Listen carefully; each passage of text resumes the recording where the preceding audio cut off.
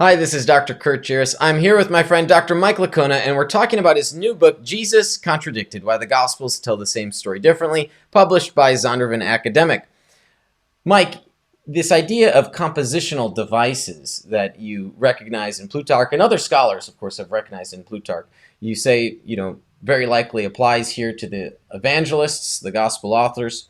And I'm just wondering, could you give one example of what's a compositional device? Describe it, maybe even define it, and then give us an example of that in the Gospels?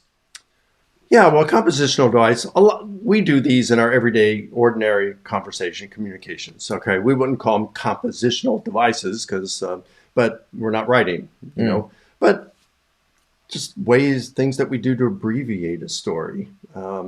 So, for example, Plutarch. So Plutarch tells an account of Pompey. He's outside the city. He's with his army at the time. So you're not allowed to come into the city in ancient Rome when you're with your army. And so he's got a friend named Plancus who is on trial. And so what Pompey does, according to Plutarch, in his life of Cato the Younger, Cato Eutychensis, he writes a speech of lavish praise called encomium. And he gives it to an emissary, and the emissary goes in and he reads it during the trial of Plancus. Now, Pompey had already made a law the year before saying you can't do such a thing. So he's breaking his own law. Okay, so that's what's going on. Now, when Plutarch tells the same story in his life of Pompey, there's no emissary. He has Pompey go into Rome himself and deliver the speech. Well, we know he wouldn't have done that because he was with his army. And we all know that Cassius Dio and Suetonius also confirm what Plutarch says in his life of Cato Eutychensis. But what Plutarch has done here is he has just simplified the account, and he has transferred who spoke before the trial, before the jury, from the emissary to Pompey. And do we see this in the Gospels at all? We do. We see it a few times. One time that's really clear is when Jesus heals a centurion servant. So Luke reports that the centurion gives a message he hears Jesus is around, and he gives a message to some Jewish leaders who go to Jesus and say, hey, Jesus, there's a centurion. He's got a servant who's very ill. The centurion is worthy. He's built a synagogue for us. Please come and heal him. And so Jesus says, okay, let's go. So while they're on their way to the centurion's house, the centurion gets some second thoughts now. And he sends some friends out to intercept Jesus.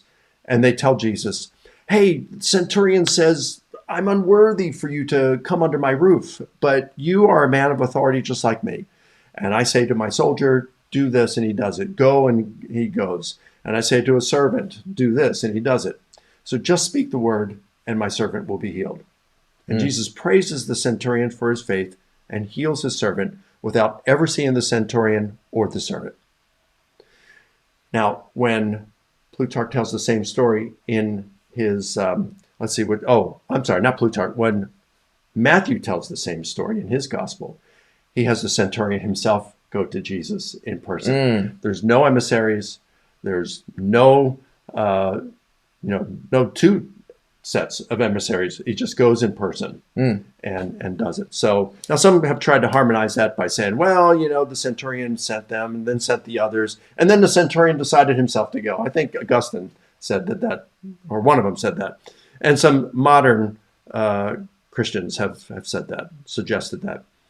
But no, that's not the case, because in Luke, it says, Jesus said to them, plural, go, plural. It's a plural verb, go, and it will be done for you. It's not speaking to, and then they left. It's not speaking to the centurion. But in Matthew, it's singular, go, singular. It will be done for you, singular, as you've asked. So, so we see this happening there. It's pretty cool. Now, let me ask a follow-up here. Does that mean that one of the evangelists basically is allowing for historical error to creep in by saying that it was the centurion that came when really it was very likely the emissaries?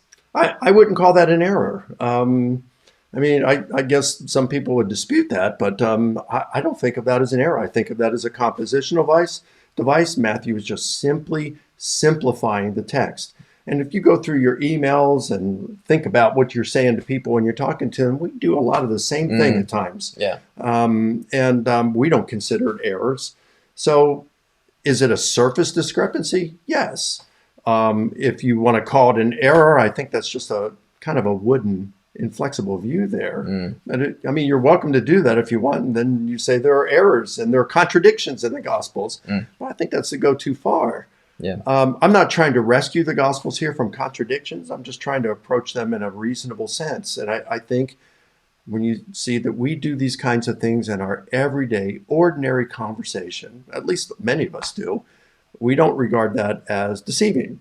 And Matthew's just doing this to simplify. And Matthew has a pattern of simplifying in this way. More than any other gospel authors. He simplifies and does these things on a fairly consistent basis. And it's not unusual because Plutarch did it and other ancient authors did it. Yeah. Great. Thank you. Well, if you want to learn more about the compositional devices from ancient times and see how those examples apply in the Gospels, check out Mike's new book, Jesus Contradicted: Why the Gospels Tell the Same Story Differently. We've put the link in the description below.